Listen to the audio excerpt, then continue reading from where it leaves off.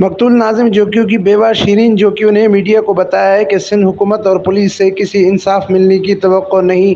Supreme court के chief justice ही मेरी उम्मीद है। मेरे शोहर के नामजद कातलों में कुछ अब तक गिरफ्तार नहीं हुए।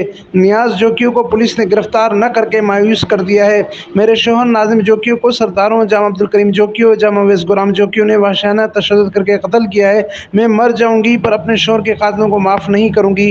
मुझे अपने शहीद शोहर की बहादुरी दिलेरी पर फख्र है जिसने जान देकर सरदारी निज़ाम को ठुकरा दिया है। अब मेरे देवर अफजल जोकियो की जान को खतरा है। इसे डराया धमकाया जा रहा है। मैं इंसाफ की तलबगार हूँ। बेवा शीरीन जोकियो का मजीद कहना था कि कुछ बाअसर केस से हाथ उठाने और सुलह की बात कर रहे हैं पर इनके किसी हरबे में नहीं आऊँगी। मैं सिर्फ सुप्रीम कोर्ट को देख रही हूँ, वो मुझे इंसाफ दे और बेरहम जालिम कुव्वतों को सज़ा दे। मजीद उनका कहना था कि असांखे त टोड़ाईंदा कोर्ट में इंशाअल्लाह ताला जेको वॾो वज़ीर आला आहे न असांजी इंशाअल्लाह ताला मुंहिंजी अपील आहे वॾे हुनखे जज साहब के मुझे सुप्रीम कोर्ट को मेरी ये अपील है। सुप्रीम कोर्ट को मेरी अपील है कि मेरे साथ इंसाफ किया जाए। मुझे ना इंसाफ मिला जाए। मेरी बच्चियों को इंसाफ दिया जाए। सुप्रीम कोर्ट से मुझे बोलना भी नहीं आ रहा। मुझे पता ही नहीं था किस तरह बोलना चाहिए।